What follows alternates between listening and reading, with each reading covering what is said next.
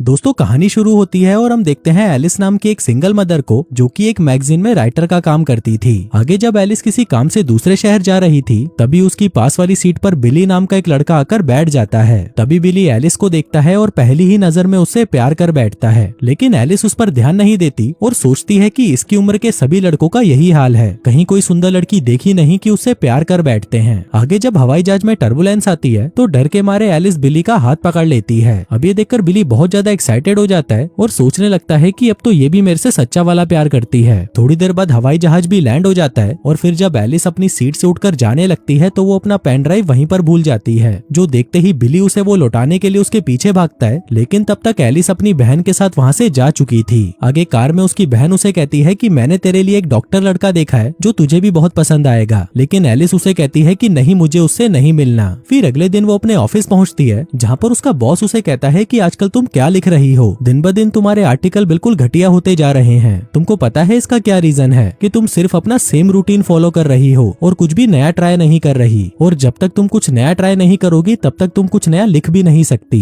जरा तुम अपनी ये कोलीग को देखो, ये कैसे नाच रही है, ये हमेशा कुछ न कुछ नया ट्राई करती है और इसके लिखे हुए आर्टिकल्स भी सभी को पसंद आते हैं। अब अपने बॉस की बातें सुनकर एलिस को भी जोश आ जाता है, तो वो कुछ नया ट्राई करने के लिए अपना कंप्यूटर ऑन करती है, पर तभी उसे पता चलता है कि उसका पेन ड्राइव तो खो गया है। इसी दौरान उसकी नजर एक पेपर पर पड़ती है जिस पर बिली ने अपने नंबर लिखे हुए थे। एलिस सोचती है कि इस लड़के ने क्या सोचकर अपने नंबर लिखे थे कि मैं इसे फोन करूंगी और इसके साथ डेट पर जाऊंगी। आजकल के लड़के सच में लड़कियों के पीछे पागल हो चुके हैं, लेकिन फिर पता नहीं क्यों वो उस नंबर पर फोन लगा देती है। उधर बिली उसकी आवाज सुनते ही उसे पहचान जाता है और उसे कहता है कि तुम्हारी पेन ड्राइव मेरे पास है, इसलिए तुम जल्दी आकर इसे ले जाओ। एलिस पूछती है कि तुम कहाँ पर हो? बिली कहता है कि मैं 4th स्ट्रीट के क्लब में हूँ। थोड़ी देर बाद एलिस उससे मिलने वहाँ पर पहुँच जाती है, जहाँ पर उसके ऑफिस की 2 लड़कियां भी थी, जो वहाँ पर उसे देखकर हैरान हो जाती हैं। वो सोचती हैं कि ये बूढ़ी आंटी यहाँ पर कर क्या रही है। वहीं एलिस बिली से कहती है कि अब जल्दी से मेरा पेन ड्राइव मुझे दे दो, मुझे और भी बहुत काम है। बिली कहता है कि यार बात कुछ ऐसी है कि पेन ड्राइव तो मेरे पास ही है, पर वो यहाँ पर नहीं, मेरे घर पर है। एलिस कहती है कि तुम पागल हो क्या? फिर तुमने मुझे यहाँ पर बुलाया ही क्यों? अब जल्दी से तुम्हारे घर चलते हैं क्योंकि मुझे मेरा पेन ड्राइव अभी वापस चाहिए। आगे बिली उसे अपनी स्कूटी के पास लेके जाता है और फिर जब वो उसमें से हेलमेट निकालकर उसे पहनाने लगता है तो ये सब दूर से देखने में ऐसे लग रहा था कि ये दोनों एक दूसरे को किस कर रहे हैं, जो सब एलिस की ऑफिस की वो लड़कियां भी देख लेती हैं और उनकी फोटोज खींचकर उसे इंटरनेट पर डाल देती हैं। आगे घर पर बिली उसे उसका पेन ड्राइव दे देता है, जिसको लेकर वो सीधा ही वहाँ से जाने लगती है। पर तभी बिली हिम्मत करके उससे पूछने लगता है कि क्या तुम मेरे साथ कॉफी पीने चलोगी? एलिस कहती है कि अभी तुम छोटे हो और मुझे नहीं लगता कि हम दोनों के बीच में कुछ हो सकता है, इसलिए जब तुम बड़े हो जाओ तब मेरे पास आना, जो कहकर वो वहाँ से चली जाती है। इसके बाद जब वो अपने ऑफिस आती है तो वो देखती है कि वहाँ पर सभी लोग उसे ही घूर रहे थे, जो देखकर उसे कुछ समझ नहीं आ रहा था कि ये लोग मुझे ऐसे क्यों देख रहे हैं। इसी दौरान वहाँ पर उसकी असिस्टेंट आती है, जिससे एलिस पूछती है कि ये सब क्या चल रहा है, यहाँ पर सब मुझे घूर क्यों रहे हैं। असिस्टेंट कहती है क्योंकि तुम्हारी एक जवान लड़के के साथ किस करते हुए फोटो वायरल हो रही है, जिसको देखते ही एलिस घबरा जाती है और कहती है कि ये जैसा दिख रहा है वैसा कुछ नहीं है। लेकिन वहीं ये बात जब उसके बॉस को पता चलती है तो वो कहता है कि ये तो बहुत अच्छी बात है कि तुम कुछ नया ट्राई कर रही हो, इससे तुम्हें कुछ नया सीखने के लिए इंस्पिरेशन मिलेगी। उधर एलिस भी सोचती है कि अगर उसके बॉस को ये सब अच्छा लग रहा है तो क्यों ना इसी काम को जारी रखा जाए। जिसके अगले दिन वो बहुत ही सुंदर बनकर बिली के कॉलेज पहुंच जाती है और उससे पूछती है कि आज रात को तुम फ्री हो क्या? बिली कहता है कि मैं तो जब से पैदा हुआ था तब से ही फ्री बैठा हूँ। अब बिली को लग रहा था कि एलिस उसके साथ इंटीमेट होने वाली है, लेकिन वो तो उसे अपना नकली बॉयफ्रेंड बनाकर रात को एक पार्टी में ले जाती है। वहीं जब बाकी के लोग उसे एक जवान लड़के के साथ घूमते हुए देखते हैं तो वो सभी एलिस से जलने लगते हैं। फिर अगले दिन वो बिली को अपने साथ एक फैशन शो में ले जाती है, जहाँ पर जब मॉडल्स रैंप वॉक कर रही थी तो उसी दौरान एक मॉडल की हील टूटने की वजह से वो वहीं पर गिर जाती है। पर तभी बिली उसे उठाने के लिए उसके पास आता है, जो सब एलिस की कंपनी की सीईओ भी वहाँ पर देख रही थी।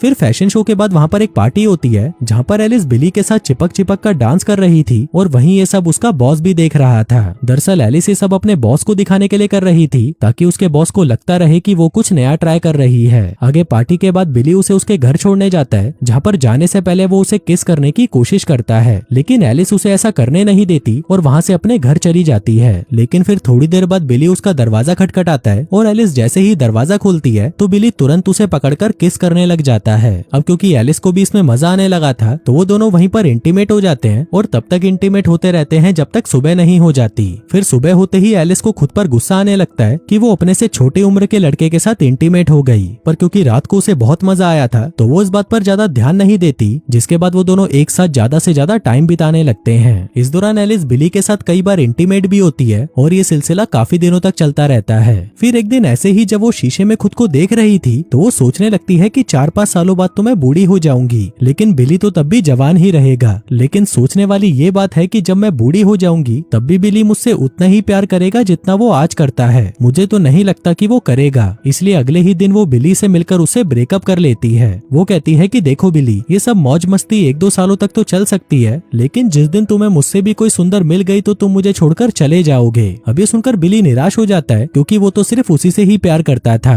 अब ऐसे ही कई दिन बीत जाते हैं और फिर एक दिन एलिस की सीईओ इनके ऑफिस आती है ताकि वो अगले महीने में आने वाली मैगजीन का कवर फोटो डिसाइड कर सके। तभी वो एलिस से कहती है कि इस बार मुझे कवर फोटो के लिए एक नया मॉडल चाहिए। वो उससे पूछती है कि तुम्हारे बॉयफ्रेंड बिली का क्या हुआ? मुझे लगता है कि हमारे कवर फोटो के लिए वो बिल्कुल बेस्ट रहेगा, क्योंकि मैंने उसे उस दिन फैशन शो में उस मॉडल की मदद करते हुए देखा था और मुझे लगता है कि हमारे कवर फोटो के लिए उसका चेहरा बिल्कुल बेस्ट है। अब उसका नाम सुनते ही एलिस परेशान हो जाती है क्योंकि उसने इतनी मुश्किल से तो उससे अपना पीछा छुड़वाया था और ये बुढ़िया उसे वापस लाने को कह रही थी। तभी उनका बॉस कहता है कि मैम ये काम तो बहुत आसान है क्योंकि बिली एलिस के लिए कुछ भी कर सकता है। आगे एलिस अपने बॉस के पास आती है और उसे कहती है कि मेरे से ये नहीं होगा क्योंकि मैंने बिली से ब्रेकअप कर लिया है और अब मुझे उससे कोई मतलब नहीं है। इस पर बॉस कहता है तो मैं क्या करूं, अब तुम्हें उससे कोई मतलब हो या ना हो, लेकिन अगर वो फोटोशूट वाले दिन यहाँ पर नहीं आया तो उसके अगले दिन से तुम भी ऑफिस मत आना। अब एलिस के लिए उसकी इज्जत से ज्यादा उसकी नौकरी जरूरी थी तो वो बेशरम होकर बिली को कॉल करती है, लेकिन जब वो उसका फोन नहीं उठाता तो एलिस सीधा उसके घर पहुंच जाती है। आगे बिली उसे अपने साथ कॉफी पे ले जाता है जहाँ पर एलिस उसे सारी बात बताती है और कहती है कि मुझे तुम्हारी हेल्प चाहिए। बिली कहता है कि नहीं, मैं तुम्हारी कोई मदद नहीं कर सकता, जो कहकर वो वहाँ से चला जाता है। लेकिन जिस दिन उसका फोटोशूट होने वाला था तभी वो तैयार होकर वहाँ पर पहुंच जाता है क्योंकि वो एलिस से अभी भी बहुत प्यार करता था। आगे जब वो अपने बाल सेट करवा रहा था तभी उसके पास एक आदमी आता है और उसे बताता है कि एलिस बहुत ज्यादा मतलबी है, उसने मेरा भी फायदा उठाया ताकि जॉब में उसे प्रमोशन मिल सके।